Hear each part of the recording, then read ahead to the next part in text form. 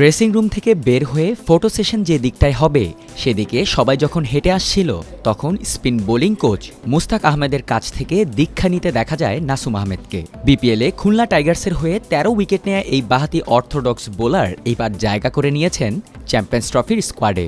সুযোগ পেয়ে সেটিকে কিভাবে কাজে লাগানো যায় সেটি বোধহয় মুস্তাক আহমেদের কাছ থেকে শিখে নিচ্ছেন নাসুম।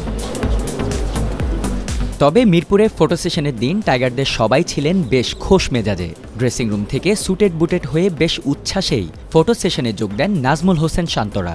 কাকে কোথায় বসতে হবে বরাবরের মতো সেই দিক নির্দেশনাগুলো দিয়ে যাচ্ছিলেন টিম ম্যানেজার নাফিস ইকবাল ও ক্রিকেট অপারেশনের ইনচার্জ শাহরিয়ার নাফিস।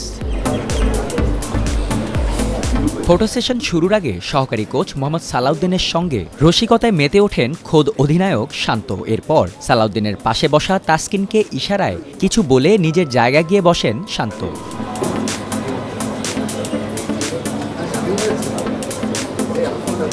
অন্যদিকে মুস্তাক আহমেদের কাছ থেকে দীক্ষা নিয়েও বোধহয় ক্ষান্ত হননি নাসুম। তাই তো ফটো সেশন শুরুর আগে বিসিবি পরিচালক নাজমুল আবেদিন ফাহিমের সঙ্গে নিজের বোলিং অ্যাকশন নিয়ে কথা বলতে দেখা যায় এই বাঁহাতি স্পিনারকে। ফটো সেশন শুরুর আগে শাহরিয়ার নাফিস সবাইকে যখন দিক নির্দেশনা দিতে ব্যস্ত তখন পেছনের সারিতে দাঁড়ানো তাহিদ হৃদয়ের শার্টের বোতাম খুলে রসিকতা করতে দেখা যায় স্ট্রেংথ ও কন্ডিশনিং কোচ নাথান কেলিকে। লজ্জা পেয়ে তখন গণমাধ্যম কর্মীদের দিকে দেখিয়ে কেলিকে থামান হৃদয়। পরবর্তীতে ফটো সেশনের জন্য সবাইকে সেট করে ফটোগ্রাফারদের পাশে গিয়ে দাঁড়ান শাহরিয়ার নাফিস। তখনই তাকে দলের সবার সঙ্গে যোগ দিতে ডাকেন নাফিস ইকবাল, কিন্তু হাতের ইশারায় নাফিস ইকবালকে মানা করে দেন শাহরিয়ার নাফিস।